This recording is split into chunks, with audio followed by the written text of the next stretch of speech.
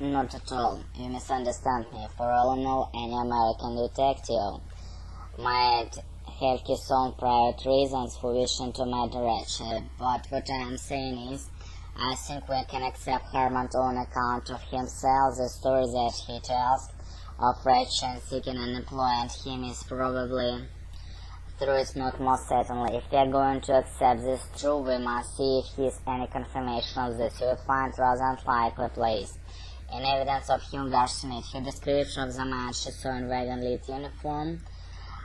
Is there any further confirmation of these two stories? There is button of Mrs. Harper found in her compartment, and there is another corroborating statement which you may not have noticed. Misunderstand?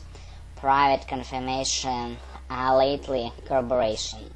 Not at all. You misunderstand me. For all I know, any American detective might have his own reasons for wishing to murder Rachel.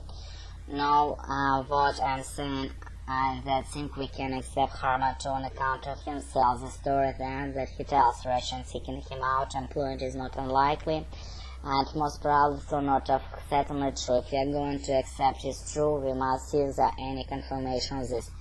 Find rather unlikely place in the evidence of Hilda Schmidt. Her description of the man she saw in wagon uniform tell us exactly. Is there any further confirmation of these two stories? There is.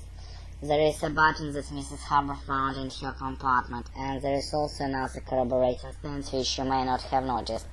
What is it? The fact that both Colonel Abers and Hector McQueen mentioned that the conductor passed their carriage attached no importance to the fact, but Monsieur Spearmike had declared that he did not leave his seat, none of which would take him down to far end of the coach, but compartment which Abers and McQueen were sitting. Important specified occasion. What is that? The fact that both Colonel and Abers and Hector McQueen mentioned the conductor passed their carriage, the attention of importance the fact Monsignor Sparkle has declared that he did not leave his seat except on train specified occasions, none of which would take him down to the far end of the coach past the compartment which Abers and McQueen were sitting. Therefore the story of small dark man with womanish was dressed wagon-lit uniform of a witness. One small point. See, Dr. Kans, if Hilda Schmidt's story is true, how it the real conductor did not mention having seen her when he came to answer Mrs. Harper Bell testimony witness mentioned. Therefore the story is a story of small dark man with womanish voice dressed in wagon-lit uniform, rests on the testimony direct or indirect of a witness. One small point, said Dr. Constant, Hilda Schmidt's story is true. How is that the real conductor did mention having seen her when he came to answer Mrs. Harper's bell? This explained, I think.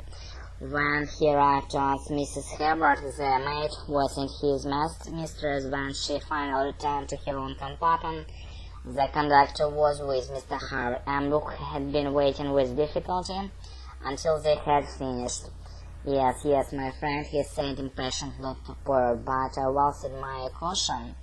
Your method of advancing a step at a time, I submit that you may not have touched the point issue. We are all agreed that this person exists. The point is where he did go.